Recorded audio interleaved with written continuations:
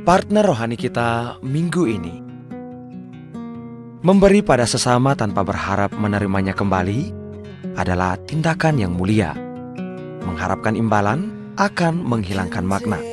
Matius 6 ayat 3. Namun engkau, selagi memberi sedekah, jangan biarkan tangan kirimu mengetahui apa yang tangan kananmu lakukan.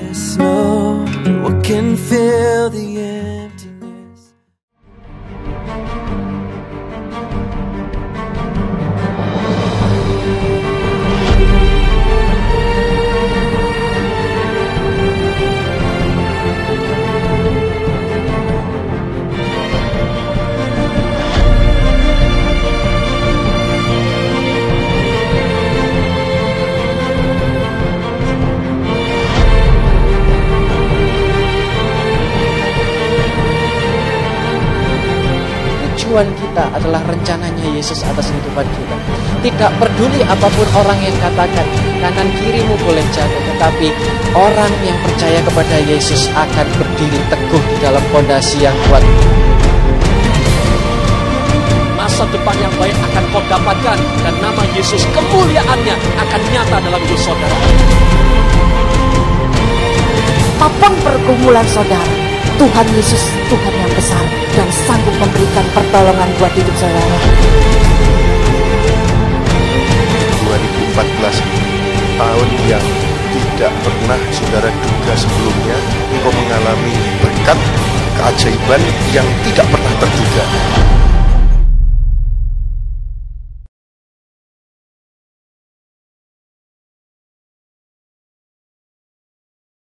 Ya, disinilah kita di dalam momen untuk memberi.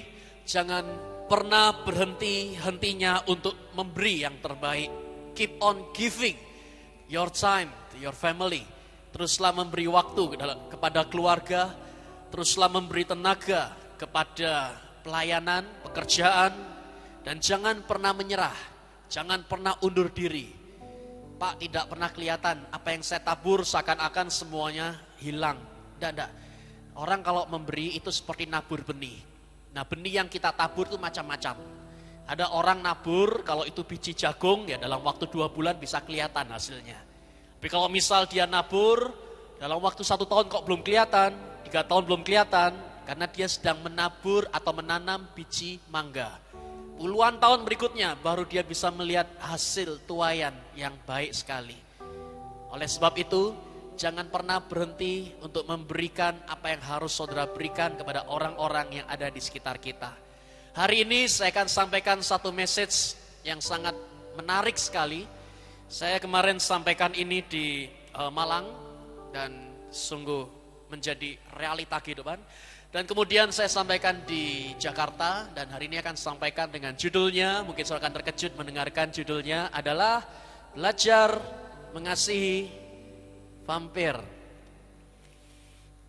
Tidak salah, saya tidak salah membaca bahwa ini judulnya benar, bahwa kita ini harus bisa belajar mengasihi vampir. Katakan bersama saya vampir. 1, 2, 3.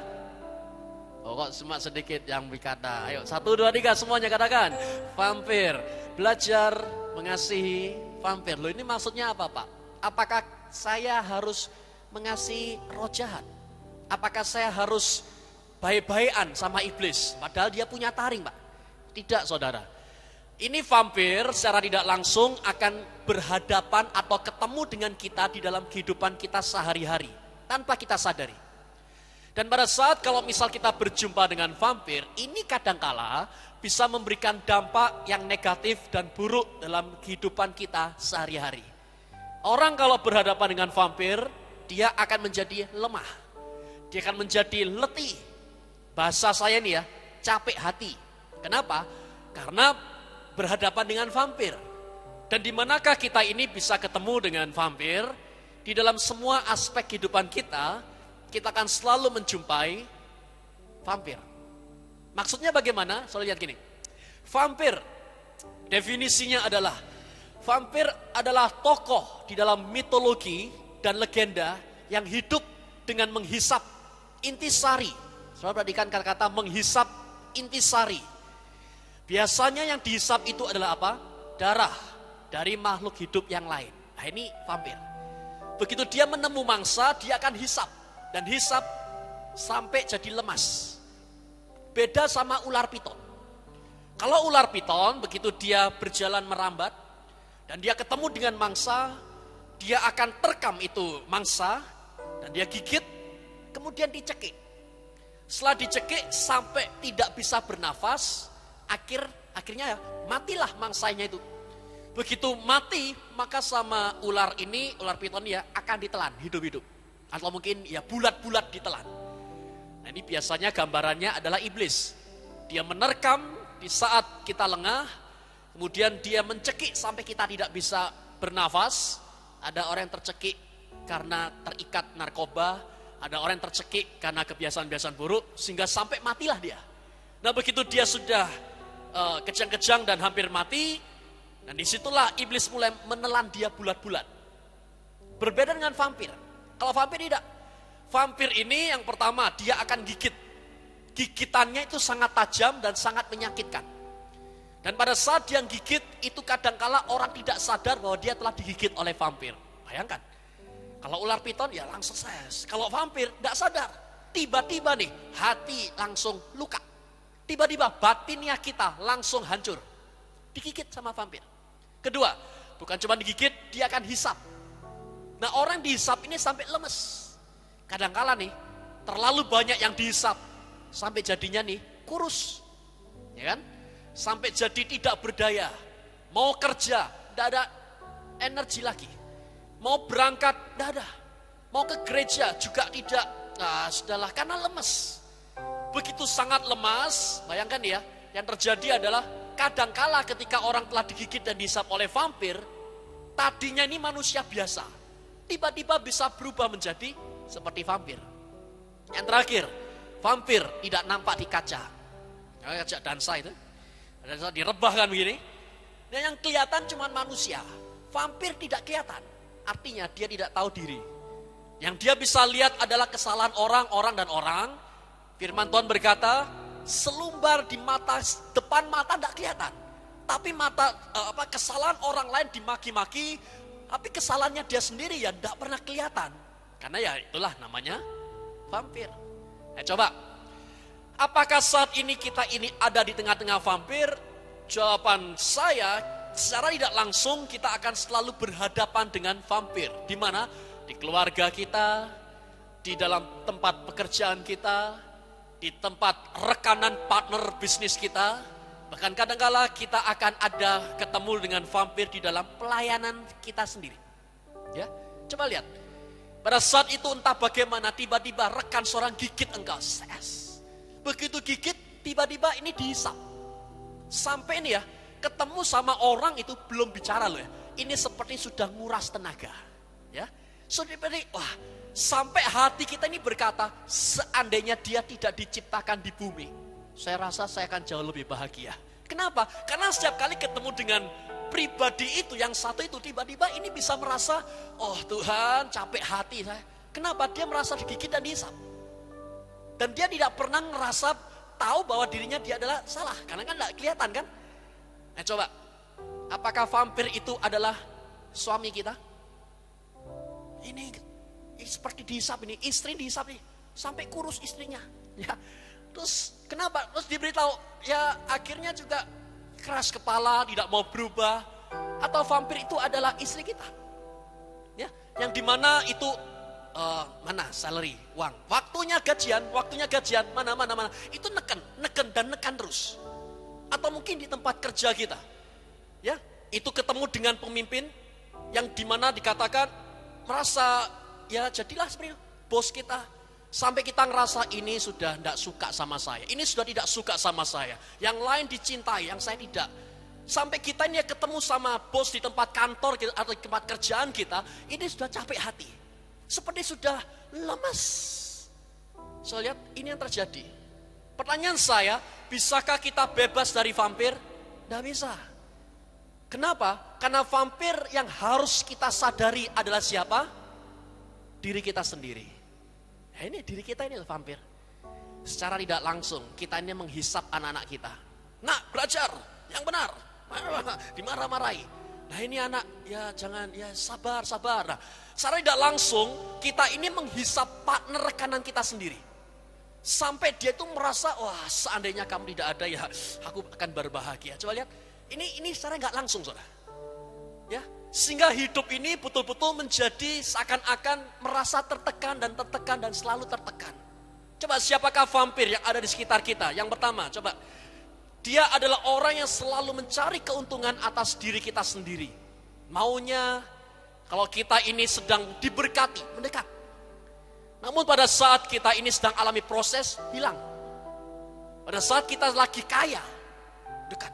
Uangnya diambil, dihisapin terus.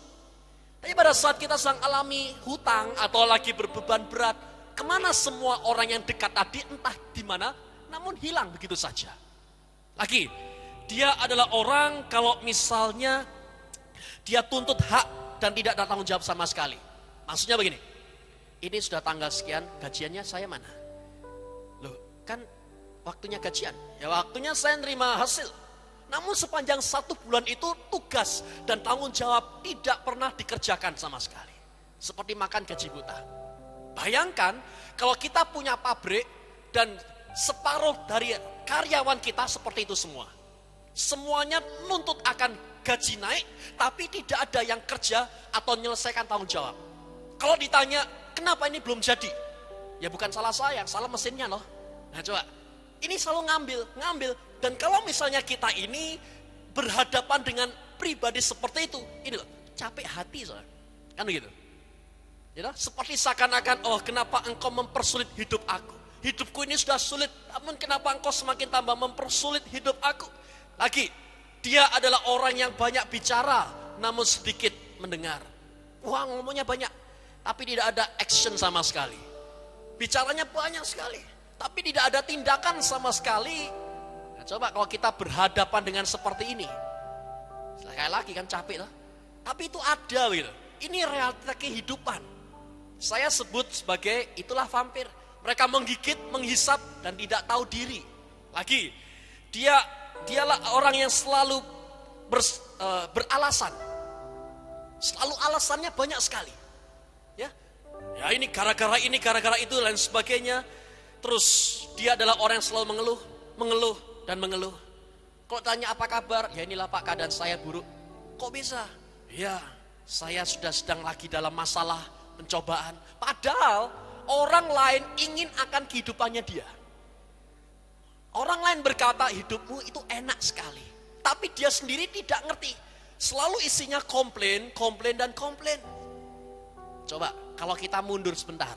Pertanyaan saya, siapakah orang yang paling draining engkau? Siapakah orang yang paling menguras habis energi saudara? Coba, siapakah orang yang paling menjadikan engkau energinya terkuras habis? Apakah itu adalah partner kita? Apakah itu adalah pasangan? Atau itu adalah siapa?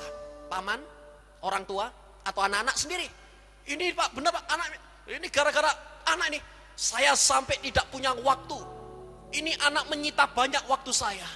Sampai saya capek, tidak bisa tidur di malam hari. Sehingga saya stres. Harus bagaimana? Apa yang harus saya lakukan? Ini ada ini. Di dalam kehidupan kita akan selalu berhadapan dengan seperti hal-hal semacam itu. Dan sekali lagi kita nggak bisa bebas. Kenapa? Karena diri kita ini secara tidak langsung kita menghisap. Saya belajar ini dari mana? Dari Yesus, saudara. Yesus itu adalah pribadi yang luar biasa kan? Yesus adalah pribadi yang dimana sekelilingnya adalah vampir. Coba lihat, siapakah vampir dalam kehidupannya Yesus? Orang yang pertama adalah Thomas. Nah ini, sampai capek hati. Maksudnya begini, jangan takut ya. Nanti ini saya akan bangkit. Yang Thomas berkata, saya nggak percaya. Selalu ragu dan khawatir. Saya nggak percaya. Yesus kan, kenapa sampai saat ini engkau tidak percaya? Bukankah engkau sendiri melihat saya ini ngangkat 5 roti 2 ikan naik ke atas? Sampai jadi 5.000 orang banyak kenyang. Kau sendiri lihat aku jalan di atas air. Nah sekarang saya cuma minta satu, tetap percaya sama saya. Nanti saya mati. Tapi jangan ditangisi, aku akan bangkit kok. Bisakah kau percaya? Thomas berkata, udahlah. Kalau saya tidak melihat luka itu sendiri, saya tidak akan pernah bisa percaya. Karena tidak pernah mungkin manusia bisa bangkit dari kematian, tidak pernah ada. Yesus tuh berkata gini, saya ini ya ngajari engkau 3,5 tahun. Masa semuanya tidak ada hasil sama sekali, sia-sia semua. Yang benar, ya kan gitu. Murid yang kedua, yang seperti menghabiskan energinya Yesus adalah Petrus. Yesus berkata begini, sudah ya, kalau pelayanan itu jangan pakai kekerasan, jangan ngomong yang kasar. Kalau pelayanan itu pakai kasih Kristus, changing people through Jesus love. Nah ini, yang satu ini, begitu ada kejadian, tiba-tiba dia langsung cabut pedang dan potong telinga daripada perwira. Nah Yesus berkata, Simon, apa yang kau lakukan di sini? Nah ini saya membela engkau Yesus. Dengan cara saya membela engkau. Simon, bukankah aku sudah ngajarin engkau? Aku sudah memberitahu engkau berkali-kali. Kau akan menjadi penjala manusia. Engkau bukan lagi preman, nak. Engkau akan jadi penjala manusia. Kan bisa membawa orang-orang punya masa depan yang terbaik. Pakai kasih. Nah inilah. Jadi seakan-akan semua yang diajarkan oleh Yesus sama murid-murid itu seperti tidak ada hasilnya sama sekali. Yang terakhir siapa vampirnya? Kira-kira ini ya, Yudas. Inilah satu ini ya. Ini ngelihat semua yang terjadi dalam pandangan duit. Nah, harus baik-baik ya sama saya. Kalau nggak baik-baik sama saya, ini KKR nggak saya tanda tangan nih proposal. Kan gitu. Karena semuanya kan megang keuangan kan si Yudas. Dialah yang berkata, buat apa? Nyintai Yesus pakai basuh-basuh kaki segala. Buat apa? Ini bejana ya, buli-buli ini lebih baik dijual. Kasihlah kepada orang miskin, bantu mereka. Yesus berkata, Yudas, tidakkah kau mengerti? Orang miskin selalu ada, tapi aku gak akan selalu ada. Ini biarkanlah cintai saya seperti ini. Tak bisa guru, ini duit, ini sayang. Jadi segala sesuatu selalu dipikir dengan duit, duit dan duit. Yesus selalu berkata, sudahlah duit itu aku punya loh banyak. Kau tinggal minta, aku akan bukakan pintu surga, pasti akan kau alami kemakmuran yang luar biasa. Yang terakhir lagi, murid-muridnya sendiri. Coba, pada saat Yesus disalib, kemana semua murid-muridnya? Hilang. Tidak ada sama sekali. Sudah ya, saya ngajarin semua anak buah. Satu, Yohanes, engkau yang paling dekat sama saya. Bahkan engkau sampai tidur di pundak saya. Engkau sangat mengasihi, aku cerita engkau dekat dengan saya. Di mana semua? Pada saat aku butuh bantuan, pada saat aku butuh orang yang berkata, Yesus, aku tak percaya pada engkau. Mana semua orang? Hilang. Tidak ada sama sekali. Ya kan? Itulah seperti vampir. Seperti dia kira-kira kondisinya itu habis energinya tersedot sia-sia. Pertanyaan saya, siapakah orang itu? Siapakah pribadi itu yang ada dalam hidup kita? Nah itu ada. Coba saya tanya di sini, adakah di sini yang tidak pernah disakiti oleh orang lain? Gak ada kan? Secara sengaja atau secara tidak sengaja, dengan perkataan yang sengaja dikatakan atau perkataan yang tidak sengaja, ada maksud atau tidak dimaksudkan seperti itu. Ini kadang-kala hati nih ya, betul-betul secara tidak langsung ini seperti tergigit. Dan begitu ngelihat, langsung terhisap energinya. Dan kemudian, ya tidak sadar. Coba, siapa yang percaya kalau kita ini adalah orang-orang yang dicintai oleh Yesus Kristus? Angkat tangan tinggi-tinggi saudara. Dan sekali lagi, saya sangat ingin mengatakan bahwa orang yang dicintai oleh Yesus, hidup kita adalah hidup yang pasti alami berkat dan kasih karunia yang terbaik. Saya percaya pulang di tempat ini, iblis tidak bisa mencuri sukacita saudara. Kau akan pulang dengan berbahagia. Hari ini kau akan diberkati secara luar biasa. Amin. Percaya tepuk tangan yang paling meriah bagi Yesus Kristus Tuhan kita. Coba hari ini, apakah ada yang telah disakiti oleh suami? Apakah ada di sini yang disakiti oleh istrinya? Atau habis ini mungkin saudara sebagai anak muda, ya Pak, benar Pak. Pacarku itu ngambil terus. Sampai saya ini, ya gimana Pak? Adakah di sini yang sedang disakiti oleh orang tua? Nah, apa yang harus kita lakukan terhadap vampir?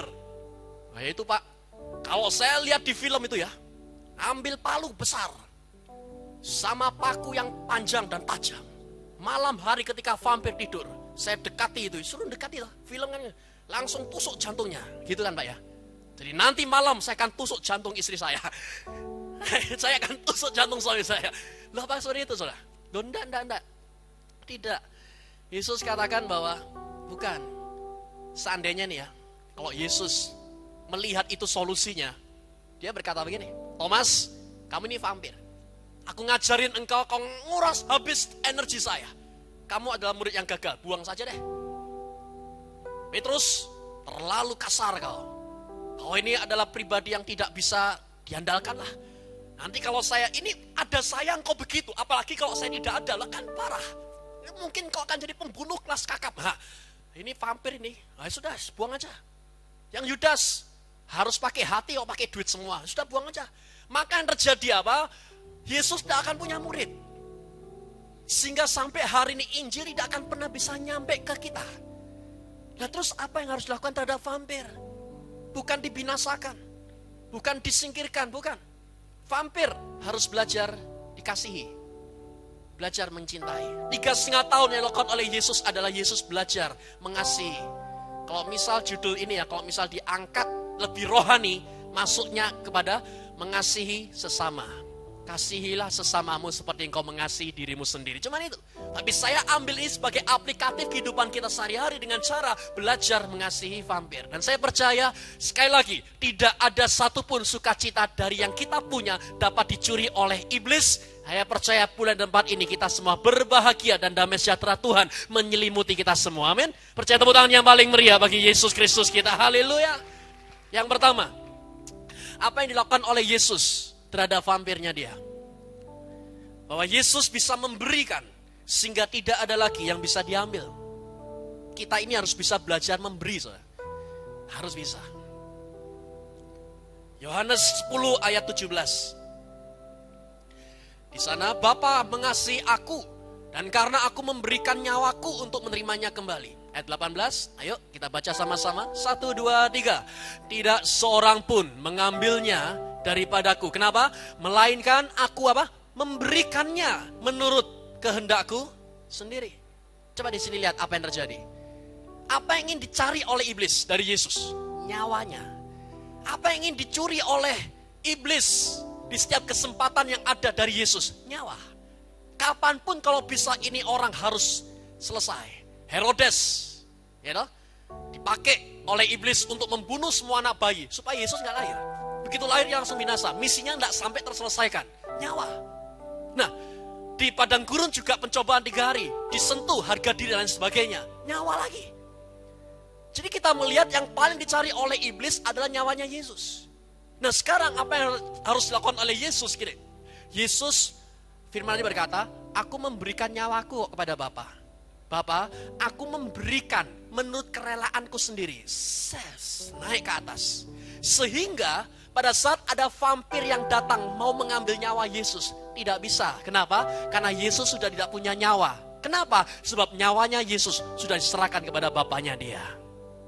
Hidupku bukan aku lagi, melainkan Yesus. Bapa, aku sudah serahkan. Ini penting. Maksudnya begini, aku pecat kamu. Gak bisa dipecat, dong saya berhenti kok. Nah, aku pecat engkau sekarang ini juga, aku pecat engkau. Gak bisa dipecat, wong saya sudah berhenti ya. Maksudnya begini, sekali lagi ya. Seorang pencuri tidak akan pernah bisa masuk ke dalam rumah yang sudah kosong. Apa yang mau dicuri? Karena gak ada lagi yang dicuri, semuanya sudah kosong. Kan begitu?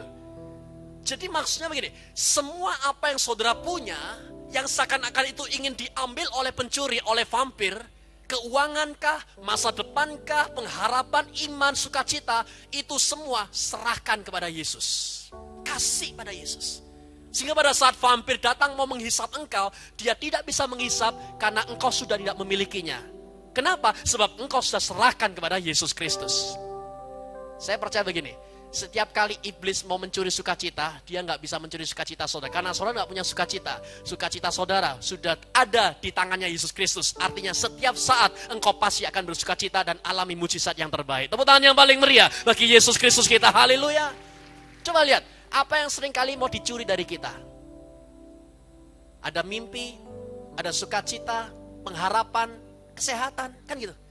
Aku mau ambil kesehatanmu. Aku mau ngambil iman. Sampai engkau nggak akan punya iman lagi. Sampai engkau, ya kan dialah yang berkata, buat apa berdoa? Buat apa ke gereja? Toh sampai sekarang kan nggak ada mujizat. Dialah yang berkata percuma ikut Yesus. Mana Yesus?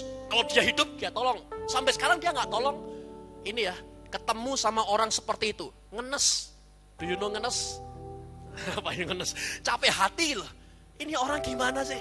Ini saya ini ingin hidup baik. Saya ingin hidup punya masa depan. Namun kenapa engkau berkata begitu?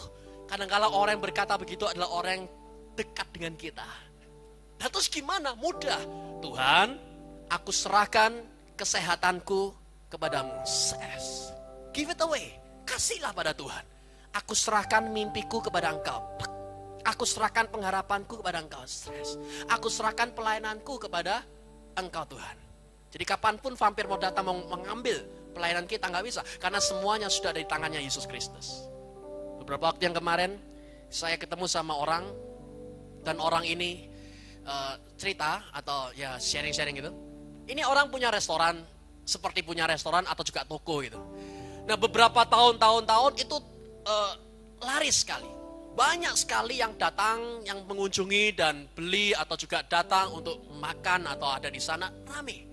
Sampai berwaktu-waktu kemudian bulan masuk 2014 kemarin.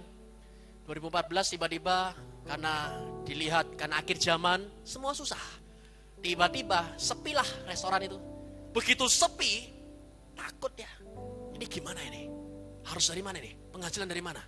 Terus nanti apa yang terjadi? Jadinya agak takut gitu, agak stres gitu. Nah, kemudian datanglah. Pada saat datang gitu, ada apa? Ya ini biasa baik. Namun sekarang kena masalah nih. Masalahnya mana?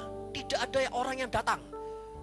Ya itu kan bukan masalah, itu kan Tuhan akan ngirimkan orang. Ya sudah percaya saja. Tidak bisa. Ini nggak pernah seperti ini sebelumnya. Dulu baik-baik nih.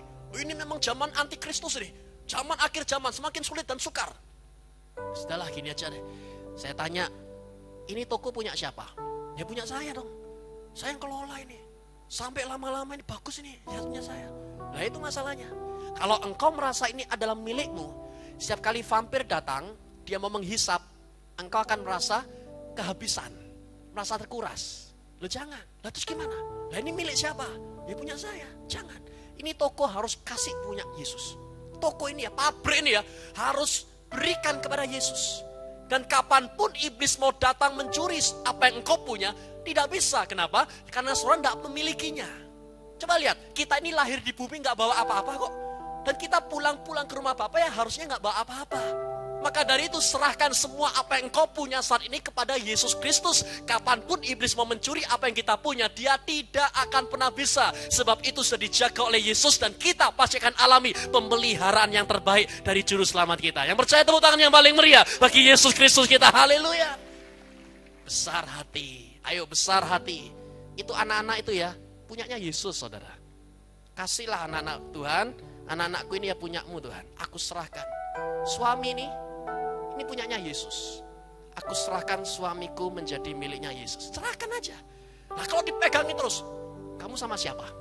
Lagi di mana? Ngerjakan apa? Ada siapa di sana? Hayo. Karena kita merasa dia milik kita dan kita akan selalu jagai dia, kan begitu?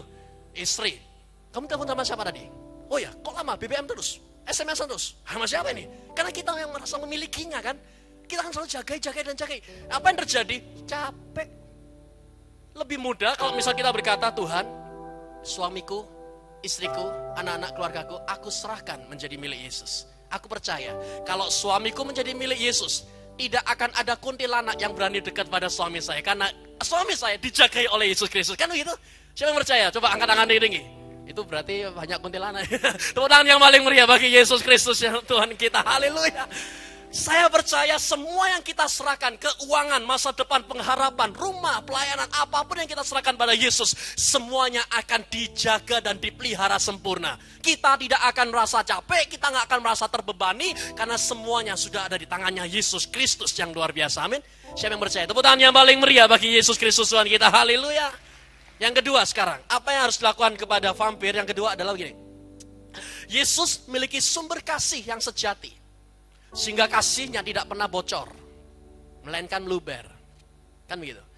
Kapanpun vampir datang, ya kita harus bisa kasih toh. Ya? Atau mungkin kadangkala ada orang yang datang kepada kita, dia butuh waktu kita. Ya kita kasih. tenaga ya kita harus kasih kan.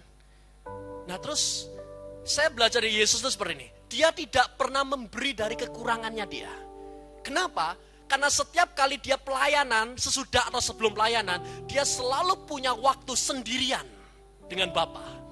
Sehingga pada saat dia diperlukan oleh orang lain, dia selalu bisa memberi kepada orang-orang yang ada di sekitarnya dia. Coba lihat, pelayanannya Yesus itu luar biasa. Satu, dia harus KKR di Galilea. Siapa yang sakit datang. Siapa yang punya masalah, mata gak bisa lihat datang, saya akan sembuhkan. Datang aja, percaya sama saya, akan sembuhkan. Kata Yesus kan, ayo datang kemari. KKR kesembuhan ilahi. Datanglah orang banyak. Itu ya, nguras energi lah itu. Itu nguras energi. Dia harus khotbah, persiapan khotbah. Mungkin puasa dulu, tapi itu nguras energi. Nah begitu KKR selesai, dia harus lakukan yang kedua adalah kunjungan. Pastoralnya jalan. Maksudnya dia harus datang ke rumah-rumah. Siapa yang datangi? Rumahnya Maria, Marta, dan Lazarus. Mereka ngasih kabar, nelpon, datanglah kemari, adikku sakit. Ini ada telepon kunjungan, ya sudah saya akan datang. Pastor Jesus, come. Ya datanglah. Sampai di rumah, ada apa? Ya ini, aku sudah siapkan makanan di hidangan buat engkau. Tapi tolong bantu doakan adik saya sakit keras. Sakitnya apa? Sudah mati. Kenapa engkau datang yang terlambat coba? Lebih awal lah lebih baik. Ya, kenapa terlambat ini? Matilah sudah. Sudah. Makan dulu. Nah akhirnya terjadi, bangkitkanlah Lazarus tersebut. Itu juga nguras energi. Kadangkala ditanyai, kadangkala juga ada orang khusus datang ke depan, tolong doakan saya. Nah, begitu itu selesai, Yesus harus ngajar SOS, School of Success. Murid-murid datang sini, saya mau ngajari. Nama Bapakku itu ya, Yahweh. Dia harus ngajari. Dan sekarang ingat, Petrus, kamu ini ya akan khotbah 3.000 bertobat, bisa. Tapi ingat, harus khotbah dari kasih karunia, bukan dari Taurat. Semua udah aku kerjakan. Sekarang kau harus khotbah dengan kasih karunia. Itu ngajari. Caranya gimana kasih karunia? Kasih karunia itu karena Yesus mati, maka mujizat terjadi. Bukan supaya dan usaha, bukan. Tapi karena dan maka. Harus khotbah itu. Diajari satu persatu. Itu ngajari. Kadangkala ada orang tanya, dia harus jawab. Yang terakhir, pelayan Yesus apa? Ketemu sama orang kritis. Ya kan begitu?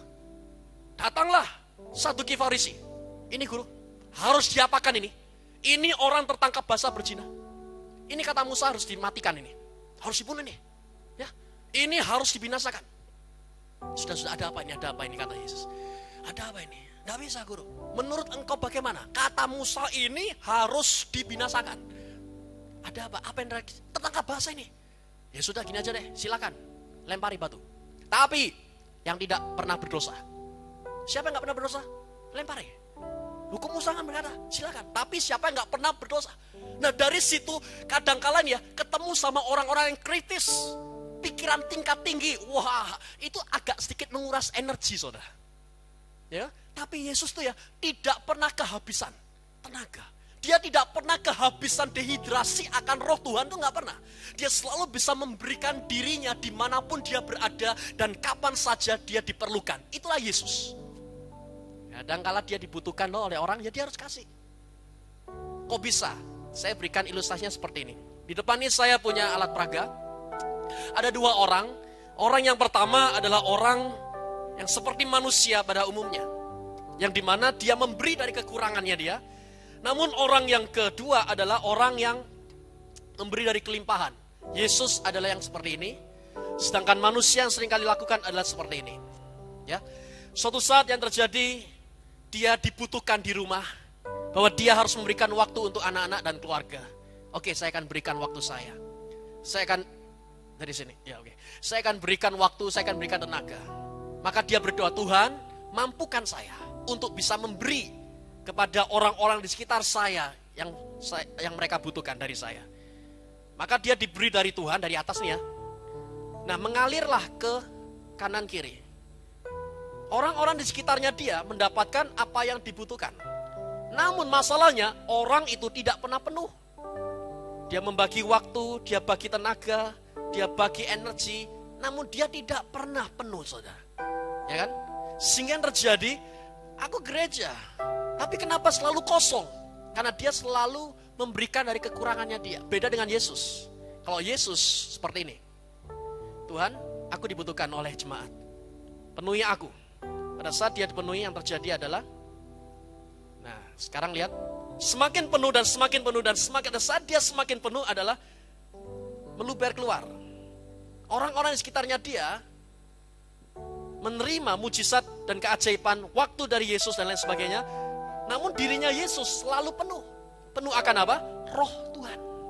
Nah ini, yang sering kali manusia lakukan adalah dia bagi dan bagi. Setelah dibagi-bagi, yang lain mendapatkan, namun dirinya dia tidak pernah mengalami cukup akan hadirat Tuhan. Ya, sehingga dia merasa kekurangan. Apa yang saya coba sampaikan begini, jangan pernah berhenti untuk ngedip bersama dengan dia. Terus sembahyang. Karena doa itu akan memberikan kekuatan yang terbaik. Di mana saja kita dibutuhkan, kita akan selalu bisa memberikan. Kalau kita tidak pernah berdoa, ya kita akan bagi dari kekurangan. Ingat, Tuhan tidak mau kita broken and crack untuk orang lain. Tidak. Tuhan mau kita ini utuh, bulat, dan menjadi berkat bagi orang lain. Hari ini, beri diri saudara dijamah oleh Yesus. Beri diri saudara dipenuhi oleh roh Tuhan. Dan berikan aliran surgawi itu mengalir dari saudara. Sehingga orang-orang di sekitar saudara mendapatkan blessing yang luar biasa untuk memuliakan nama Yesus Kristus. Amin. Yang percaya, tepuk tangan yang paling meriah bagi Yesus Kristus Tuhan kita. Haleluya. Yang tiga yang terakhir yang saya selesai di sini adalah, ingat, reward saudara bukan dari manusia. Reward saudara bukan datang dari orang-orang. Bukan dari kanan, bukan dari kiri. Reward saudara datangnya dari atas. Pada saat engkau memberi waktu, memberikan tenaga, memberikan pelayanan, ingat saudara bahwa berkat saudara itu datangnya dari Yesus Kristus. Tidak ada berkat datang dari vampir, tidak ada. Tidak ada berkat datang dari manusia. Tidak ada berkat datang dari bawah seperti roh asing keluar. Tidak ada. Berkat kita datangnya dari tempat yang maha tinggi. Claim your reward from Jesus. Ini penting. Selalu harapkan berkat saudara dari atas. Kalau kita ini selalu merasa ini, aku udah baik sama dia, saya sudah kasih ini, saya kasih itu. Tapi kemudian kenapa dia tidak membalas? Memang dia selalu menghisap. No. Berkat saudara ingat bukan datang dari dia. Berkat saudara datang dari tempat yang maha tinggi. Kalau saudara ingat akan hal ini, Tuhan akan memberkati saudara berlipat kali ganda. Bahkan apapun yang belum pernah engkau pikirkan sebelumnya, Tuhan akan sediakan untuk saudara. Dan saya percaya blessing Yesus itu jauh lebih baik daripada manusia bisa memberkati kita. Dari Tuhan, berkat itu yang terbaik. Tepuk tangan yang paling meriah bagi Yesus Kristus kita. Haleluya. Ini penting saudara. Karena saya melihat itu seperti ini. Ada banyak orang sudah tidak lagi bisa memberi. Ada banyak orang sudah tidak lagi bisa memberikan lagi. Kenapa? Karena dia merasa, saya pun ngasih juga gak bahagia kok Pak. Saya memberi, saya beri ya, tapi syarat aja lah. Tapi gak bahagia sudah. Kenapa? Karena dia merasa dicurangi. Dia merasa dirampok. Seperti semuanya diambil dari dia. Dan kemudian dia berkata, Pak, lihat Pak, aku ini sudah bela-belain. Aku sudah lakukannya. Namun dikecewakan. Akhirnya yang terjadi adalah bahwa dia janji sama saya. Namun semua janjinya itu diingkari semua Pak. Tidak ada satupun sama sekali. Ini membuat hati kita menjadi letih dan capek lah. Akhirnya apa yang kita lakukan? Kita merasa seperti ini. Ya sudahlah, lebih baik saya mundur aja deh. Lebih baik saya mundur dari pernikahan ini. Lebih baik saya mundur dari pelayanan. Lebih baik saya tarik diri saja deh. Saya cari posisi yang aman buat saya. Coba lihat. Dan akhirnya yang terjadi, semakin hari semakin hatinya menjadi kalut, menjadi suntuk. Ya, kemudian dia berkata, oke lah, dia bicara tentang cinta. Dia nggak sama sekali nggak ada praktek tentang cinta kok. Dia bicara tentang masa depan. Mana masa depan? Nggak ada. Aku nggak bisa melihat masa depan. Kemudian selalu dikecewakan. Ini yang terjadi kalau kita mengharapkan berkat dari manusia. Apa yang saya coba sampaikan hari ini, jangan sampai sukacita saudara diambil oleh si jahat.